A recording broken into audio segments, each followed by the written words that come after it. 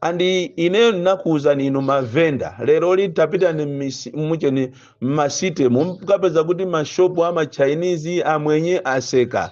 Ndinakupasani warning kunena kuti kodi pakati pa inu ndi boma amene akuyenera kupanga mitengo ndi ndani? Iniyo siku lija makhala m'magulu kumapanga mitengo yokuti ati muzikagula mabero mwa Chinese ndikuwuzana kuti ayi tikayigula 80,000 iyi tizikayigula 150 mukuyiwalira kunena kuti ndalama zimene amagulira maberozo sizaboma.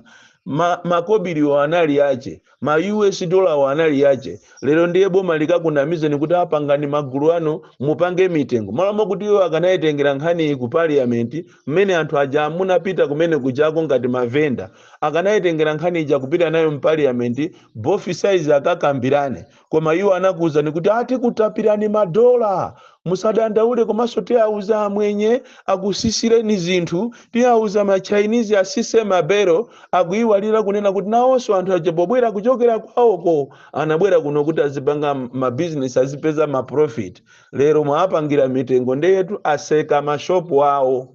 Ichi ndi chiyambi cha mavuto chifukwa onse amene amadalira kugwira ntchito kumeneko ngakhale amalandira ndalama zonyenyeka ndiye kuti zinthu zavuta m'mabanja mwawo ntchito zawo zatha.